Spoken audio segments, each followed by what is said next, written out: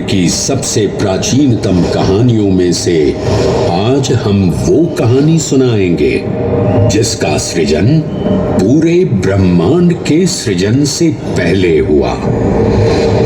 तब न देव थे, न असुर,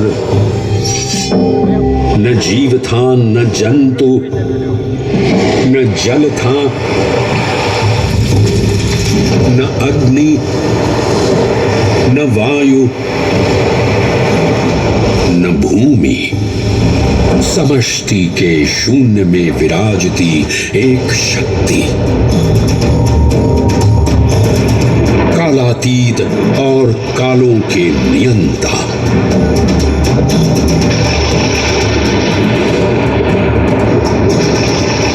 विधाता भी और विध्वंसक भी, अखंड, अचल, अविनाशी।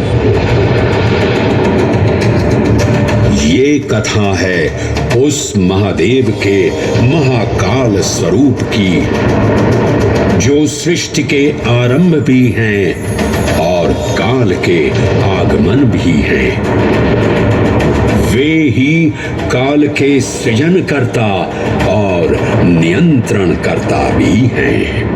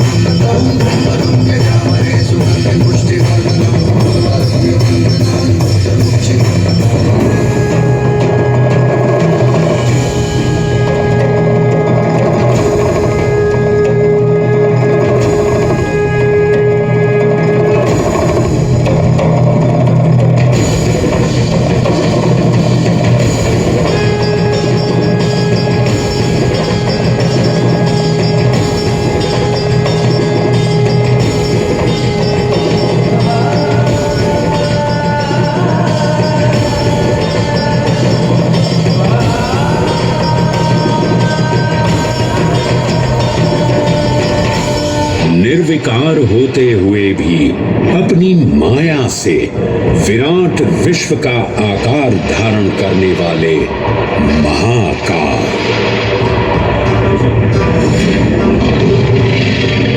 मेरुगिरी को धनुष और भगवान विष्णु को बाण बना दैत्यों के 3 पुरों का नाश करने वाले महाकाल। वो महाकाल जो तीनों लोकों में विद्यमान सभी शिवलिंगों में प्रधान है।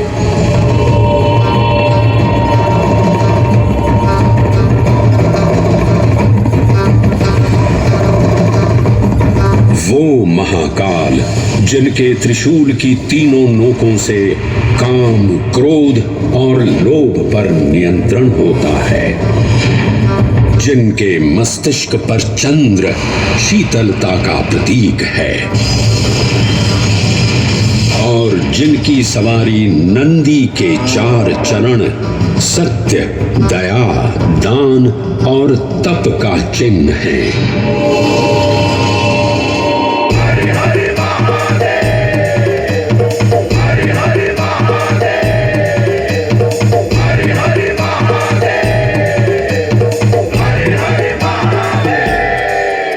न पुण्यं न पापं न सौख्यं न दुःखं न मन्त्रो न तीर्थं न वेद न यज्ञ। अहं भोजनं नैव भोज्यं न भोक्ता चिदानन्दरूपः शिवोऽहं शिवोऽहम्। हरे हरे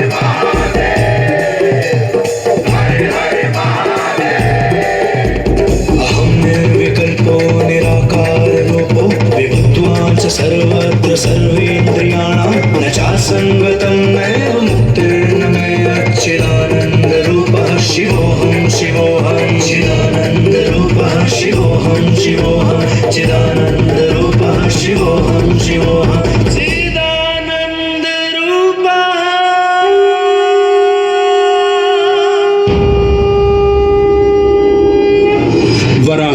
पुराण में कहा गया है, नाभिदेशे महाकालस्तन्नाम्ना तत्र वै हरः, अर्थात नाभिदेश उज्जैन में स्थित भगवान महाकालेश्वर तीनों लोकों में पूजनीय हैं।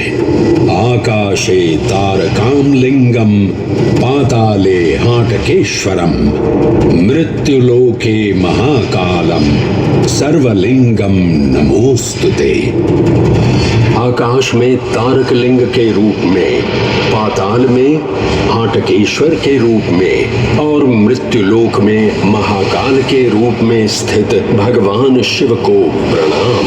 समस्त लिंग स्वरूपों में विद्यमान भगवान शिव को सादर नमस्कार। नाभिदेश उज्जैन का अटूट बंधन है महाकाल के साथ, जो महाकाल स्तोत्र में उल्लिखित है। उज्जयिन्यां महाकालम महाकालेश्वरम हरम महाकालम महायोगिनम नमामि पार्वती पतिम। तो चलिए मैं आपको कथा सुनाता हूँ इसी महान उज्जैन नगर की। उज्जैन, जिसे संस्कृत साहित्य में अवंतिका, विशाला, कुशस्थली, पद्मावती, कनकशृंगा, स्वर्णशृंगा, प्रतिकल्पा, कुमुदवती और अमरावती के नाम से पुकारा गया। उज्जैन, जो मनुष्य को मोक्ष प्रदान करने वाली 7 नगरियों में से एक है। उज्जैन, जहां 84 महादेव का आशीर्वाद प्राप्त है। उज्जैन, जिस पर सदा ही कृपा रहती है महाकाल की। यहाँ सतत क्षिप्रा नदी की निर्मल धारा बहती है। डमरू के नाद से जीवन को ऊर्जा मिलती है। घंटियों की झनकार मन को आनंदित करती है। और यहाँ का आकाश शिव आशीष स्वरूप है। श्मशान ऊषर क्षेत्र पीठम तू मनमेव च पंचकैत्र न लभ्यते महाकाल पुरद्दते। अर्थात यहाँ पर श्मशान, ऊषर यानी अनुपजाऊ भूमि, क्षेत्र अर्थात पवित्र भूमि, पीठ यानी शक्ति स्थान और मन अर्थात आध्यात्मिक शांति का स्थल, पांचों एक ही स्थान पर उपलब्ध हैं। ये संयोग महाकाल की नगरी उज्जैन की महिमा को और गरिमामय बना देता है। उज्जैन के इस अलौकिक स्वरूप से प्रभावित हो महाकवि कालिदास अपने काव्य मेघदूत में लिखते हैं, हे जलधर, यदि महाकाल के मंदिर में समय से पहले तुम पहुंच जाओ तो तब तक वहां ठहर जाना जब तक सूर्य आंख से ओझल न हो जाए। शिव की संध्याकालीन आरती के समय नगाड़े जैसी मधुर ध्वनि करते हुए तुम्हें अपने धीर गंभीर गर्जनों का पूरा फल प्राप्त होगा। ये संध्या आरती, जिसे कालिदास ने सराहा है, अत्यंत महत्वपूर्ण है, क्योंकि ये वो प्रहर है जब सभी देवी देवता गंधर्व यहाँ उपस्थित होते हैं।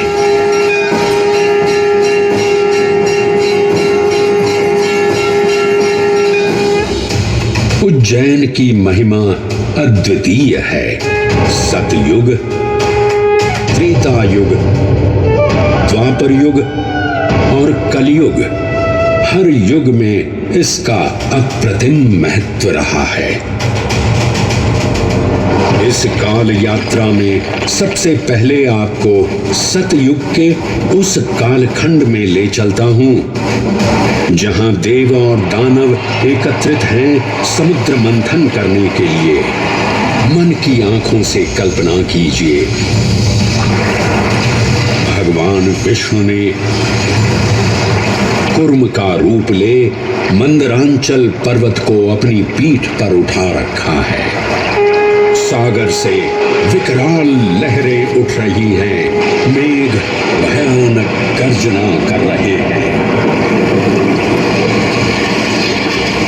देव और दानव वासुकी सर्प को नेति बना और मंदार पर्वत को मथनी बना सागर को मथ रहे हैं कि तभी जल का पाप कालकूट विष निकलता है और पूरी सृष्टि को अपने ताप से झुलसाने लगता है। इस भयावह स्थिति ने देवताओं और असुरों के बीच हाहाकार मचा दिया।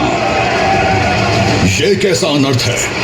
लक्ष्य था अमृतत्व का, पर अब मृत्यु की विकराल छवि हमारी आंखों के समक्ष मंडरा रही है।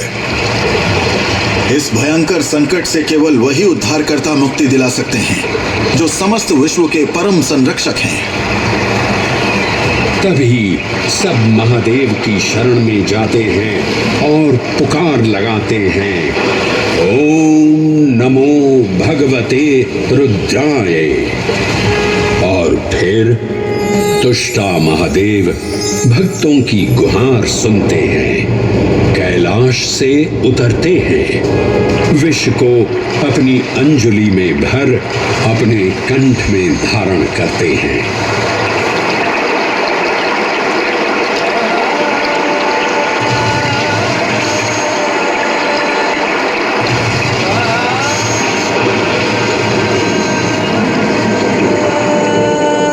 अंततो गत्वा सागर मंथन से अमृत कलश प्रकट होता है। जैसे ही अमृत प्रकट हुआ, दानवों ने इसे केवल अपने आधिपत्य में लेने की आकांक्षा प्रकट की और संघर्ष छिड़ गया। आज यदि हम इस अमृत को प्राप्त कर सकें तो हम देवताओं पर हमेशा के लिए प्रभुत्व स्थापित कर पाएंगे। अमृत अपात्र हाथों में ना जा पाए, क्योंकि ये अपनी शक्ति का असीम दुरुपयोग करेंगे। इस अराजकता के परिणाम स्वरूप अमृत की कुछ बूंदें छलकी और पृथ्वी तक पहुंच गईं। 4 स्थलों पर स्पर्श हुआ इन बूंदों का, हरिद्वार, प्रयागराज, नासिक और उज्जैन। अमृत की इन्हीं बूंदों के कारण उज्जैन में हर 12 वर्ष पर कुंभ सिंहस्थ मेले का आयोजन होता है। भगवान शिव की लीला देखिए, लोक कल्याण के लिए स्वयं विषपान किया और अपनी नगरी पर अमृत वर्षा करवाई। अमृत की पावन बूंदों से अभिसिंचित ये दिव्य उज्जैन भूमि रामायण के पृष्ठों में भी सम्मिलित हुई। सतयुग के बाद त्रेता युग में माता सीता की खोज में वानर सेना का यहाँ आगमन हुआ।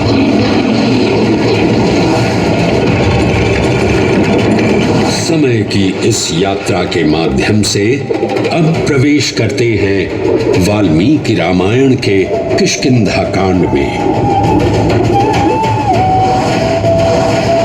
जब वानर राजा सुग्रीव अपने यूथपतियों से सभी प्रमुख स्थानों पर जाने के लिए कहते हैं और उन्हें अवंती नगर यानी उज्जैन जाने का आदेश भी देते हैं।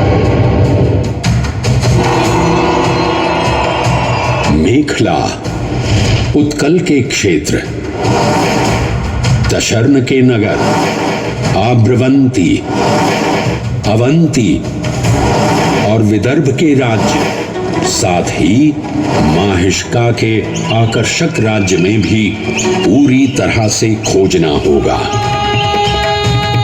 एक युग भगवान विष्णु के राम अवतार से संपृक्त और अगला युग उन्हीं के एक और दिव्य अवतार से समरस होना, ये अद्वितीय संगम केवल उज्जैन में ही संभव था। परंतु एक क्षण ठहरिए और ध्यान से सुनिए। ये हैं महाकाल के 1008 दिव्य नाम। हाँ, मैंने काल चक्र को परिवर्तित कर दिया है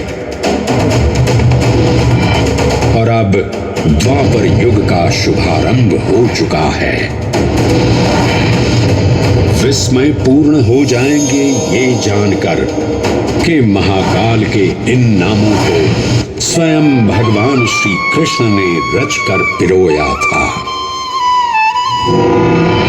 महाकाल सहस्र नामावली की ये अद्भुत रचना उस समय की है जब योगेश्वर कृष्ण, उनके मित्र सुदामा और शेषावतार बलराम ने अवंती नगरी में स्थित सांदीपनी ऋषि के आश्रम में वेदांत दर्शन और शस्त्र विद्या की शिक्षा ग्रहण की थी।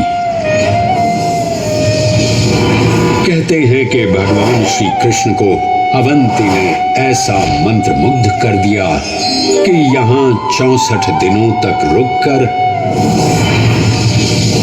उन्होंने 64 विद्याएं और 14 कलाओं का ज्ञान लिया। उज्जैन का संबंध महाभारत से भी जुड़ा हुआ है। इस महान महाकाव्य के वन पर्व में उल्लेख किया गया है कि महाकालेश्वर मंदिर में स्थित कोटि तीर्थ जल का स्पर्श मात्र करने से अश्वमेध यज्ञ के समान फल प्राप्त होता था।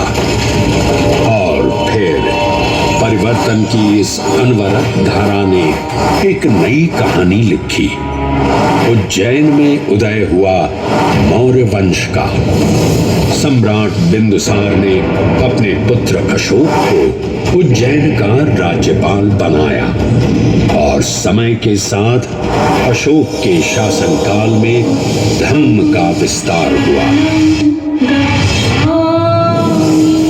मौर्य वंश के पश्चात विभिन्न राजवंशों, सम्राटों और नरेशों ने उज्जैन की सेवा की।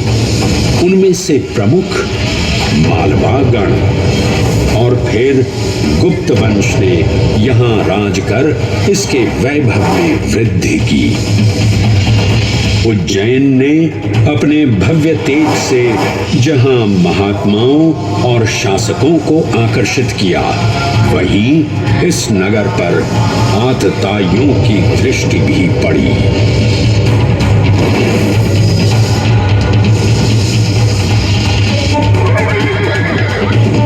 शक मध्य एशिया की खानाबदोश जनजाति थी, जिन्होंने उत्तर पश्चिमी और मध्य भारत के कुछ हिस्सों पर आक्रमण कर अपना शासन स्थापित किया। ईसा पूर्व प्रथम शताब्दी में